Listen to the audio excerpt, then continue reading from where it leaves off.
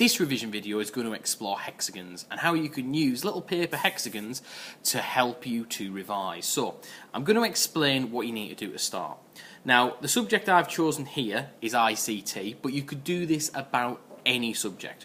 All you need to do is to print off the relevant key terms and concepts for your subject and put them all individually on little hexagons. So this could be anything here. This could be, if you were doing biology, you could have all the different types of cells, all the different types of cell division you need to know, and all the different processes that you need to know about the human body, all the different organs you could print off onto key word little hexagons like this. Very easy to do. So let's imagine we're looking at IT and we're looking at how different software works and all the different types of operating system and software that we need to examine. So what I've done is I've printed off all the key terms that I can think of.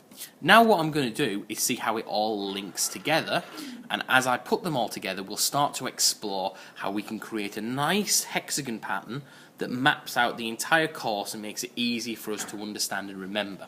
So for example, we'd think, right, the overall topic I'm looking at here is operating systems and software. So I'd probably just here in the middle put operating systems to start off with. And I'd think, right, what are all the different operating systems that I need to know?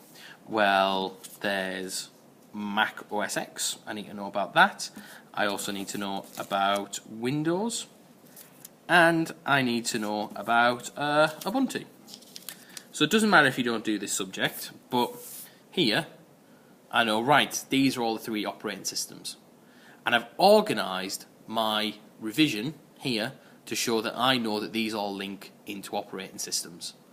Now, this could be, and if you were going to take something like another subject like history, you could put in the middle here something like the Reichstag fire, and you'd put here van der Lubbe, you'd put over here the date that the Reichstag fire happened, and maybe the consequences. So you can see how this all links together from one event.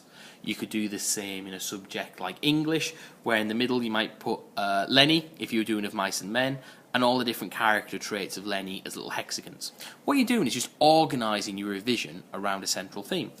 Right, let's imagine now we weren't looking at operating systems, but instead we were looking at all the different types of software that I need to know about. So in the middle, I put software there on one hexagon, and I think, what are the broader categories around that? Well, there are word processing packages.